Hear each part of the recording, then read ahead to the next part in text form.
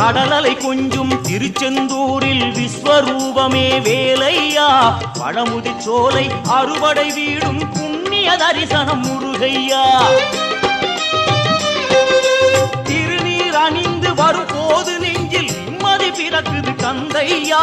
சுகனே சிவனார் மகனே உன்னை பாட பாட சுகமாகுதையா வேல் முருகா அரோகரா அரோகரா வேல் முருகா